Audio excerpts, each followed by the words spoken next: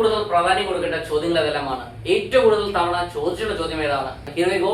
Hello, once again welcome back to Plus Line. ഇന്നത്തെ video discuss ചെയ്യാൻ പോകുന്നത് +1 ഇംഗ്ലീഷിന്റെ Christmas എക്സാമിന് നിങ്ങൾ ഉറപ്പായും പഠിച്ചിരിക്കേണ്ട ഏറ്റവും പ്രധാനപ്പെട്ട ചോദ്യങ്ങൾ ഏതൊക്കെയാണ്? അപ്പോൾ വീഡിയോയിൽ പോകുന്നതിന് നമ്മുടെ ചാനൽ സബ്സ്ക്രൈബ് സ്റ്റുഡൻസ് തീർച്ചയായും ചാനൽ സബ്സ്ക്രൈബ് കാരണം നമ്മുടെ +1 +2 എക്സാമിന് ആവശ്യമുള്ള എല്ലാ സബ്ജക്റ്റിന്റെയും most important questions, previous questions, chapter series, 1 mark questions കൂടാതെ ലൈവ് ക്ലാസ്സിന് തികച്ചും സൗജന്യമായി നിങ്ങളിലേക്ക് എത്തിയാണ്. വീഡിയോയുടെ ശേഷം നിങ്ങളുടെ അഭിപ്രായങ്ങൾ, നിങ്ങളുടെ സംശയങ്ങൾ നിങ്ങൾ കമന്റ് രേഖപ്പെടുത്തുകയും ഈ ഒരു വീഡിയോ നിങ്ങൾക്ക് ഹെൽപ്ഫുൾ ആയിട്ടുണ്ടെങ്കിൽ തീർച്ചയായും നിങ്ങളുടെ ഫ്രണ്ട്സിനോട് ഷെയർ ചെയ്യാൻ നേരെ വീഡിയോ.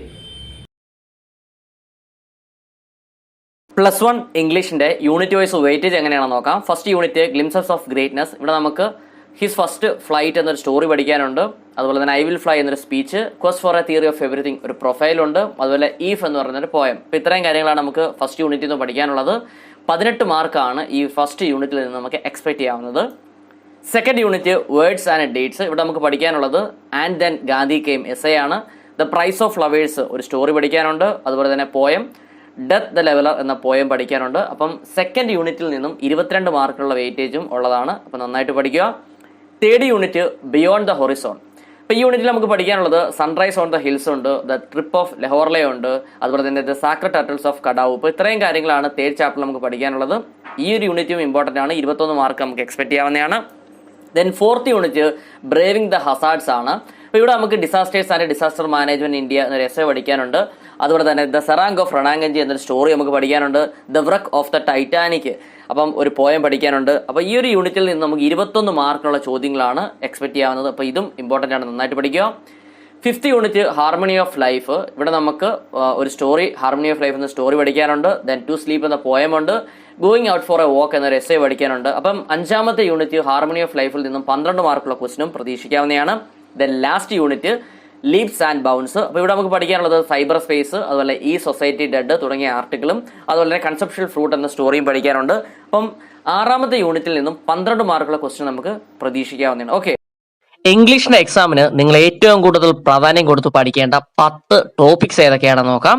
ഇംഗ്ലീഷിലെ എല്ലാ യൂണിറ്റിന്റെയും സമ്മറി മനസ്സിലാക്കിയിരിക്കണം. നമ്മൾ ചാപ്റ്റർ വൈസ് വീഡിയോ നമ്മൾ ചെയ്തിട്ടുണ്ട്. അപ്പോൾ കാണാത്തൊരു പ്ലേലിസ്റ്റ് ചെക്ക് ചെയ്യുക, അല്ലെങ്കിൽ നമ്മുടെ ഡിസ്ക്രിപ്ഷൻ ചെക്ക് ചെയ്താലും മതി. ഓക്കെ, ഫസ്റ്റ് ടോപ്പിക് ഇമെയിൽ ആണ്. ഇമെയിൽ നമ്മുടെ എക്സാമിന് സാധാരണയായി ചോദിക്കുന്ന ഒരു ചോദ്യമാണ്. ഇമെയിലിന്റെ ഫോർമാറ്റ് നന്നായിട്ട് മനസ്സിലാക്കി വെച്ച് കഴിഞ്ഞാൽ വലിയ പാടുള്ള കാര്യങ്ങളല്ല, നമുക്ക് ഫുൾ മാർക്ക് അതിൽ നിന്ന് നേടാൻ പറ്റുന്നതാണ്. Second one interview. നമ്മൾ പഠിച്ചിട്ടുള്ള പാഠഭാഗത്തിൽ നിന്നുള്ള ഏതെങ്കിലും ക്യാരക്ടറോ അല്ലെങ്കിൽ ഫേമസ് ആയിട്ടുള്ള ഏതെങ്കിലും വ്യക്തി ഇന്റർവ്യൂ ചെയ്യാനൊക്കെ സാധാരണ ചോദിക്കുന്നതാണ്. അപ്പം ഒരു 3-4 ക്വസ്റ്റ്യൻസ് പഠിച്ചു വെച്ചിരിക്കണം. അതിന് ആൻസേഴ്സും പഠിച്ചു വയ്ക്കുകയാണെങ്കിൽ വലിയ പ്രയാസമുള്ള കാര്യമല്ല. Third one poem appreciation. നമ്മൾ പഠിച്ചിട്ടുള്ള ഏതെങ്കിലും കവിതയും അതുപോലെ തന്നെ മറ്റൊരു കവിതയോടെ തന്നിട്ട് അതിൽ നിന്നും പോയം അപ്രിസിയേഷൻ എഴുതാൻ ചോദിക്കാറുണ്ട്. അത് ഇമ്പോർട്ടൻ്റ് ആണ്. Fourth one job application letter. അതായത് നമുക്ക് ജോലിക്ക് വേണ്ടി നമ്മളൊരു ആപ്ലിക്കേഷൻ ലെറ്റർ തയ്യാറാക്കുന്നു, അതിനോട് നമ്മൾ റെസ്യൂമും കൂടെ ചേർത്താണ് അയക്കേണ്ടത്. അപ്പോൾ അതിന്റെ ഫോർമാറ്റ് പഠിച്ചു വെച്ചിരിക്കണം, ഇമ്പോർട്ടൻ്റ് ആണ്.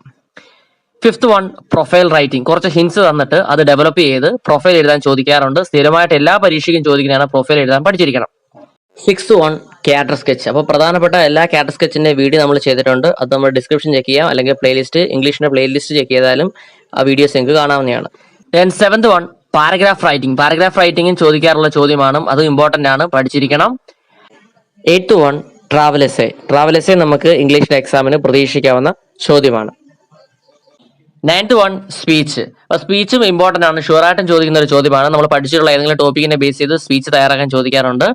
Then last one formal letter. Formal ലെറ്ററിന്റെ ഫോർമാറ്റ് പഠിച്ചു വെച്ച് കഴിഞ്ഞാൽ തീർച്ചയായിട്ടും അതിന്റെയും ഫുൾ മാർക്ക് നമുക്ക് സ്കോർ ചെയ്യാൻ പറ്റും. അപ്പം ഓക്കെ, ഇന്ന് നമ്മൾ ഡിസ്കസ് ചെയ്തത് +1 ഇംഗ്ലീഷിന്റെ ക്രിസ്മസ് എക്സാമിന് നിങ്ങൾ ഉറപ്പായും പഠിച്ചിരിക്കേണ്ട ഏറ്റവും പ്രധാനപ്പെട്ട ചോദ്യങ്ങളാണ്. ഇതുമായി ബന്ധപ്പെട്ട സ്റ്റഡി മെറ്റീരിയൽ ലിങ്ക് ആവശ്യമാണെങ്കിൽ ഡിസ്ക്രിപ്ഷൻ കമന്റ് ബോക്സിൽ നമ്മുടെ വാട്സ്ആപ്പ് ടെലിഗ്രാം ഗ്രൂപ്പിൽ ലിങ്ക് കൊടുത്തിട്ടുണ്ട്. നിങ്ങൾ അവിടെ ജോയിൻ ചെയ്ത് നോട്ട്സ് ക്ലിക്ക് ചെയ്താണ്. പുതിയൊരു വീഡിയോയുമായി വീണ്ടും കാണാൻ. It's me Vivek Vijayan signing out. Okay, thank you.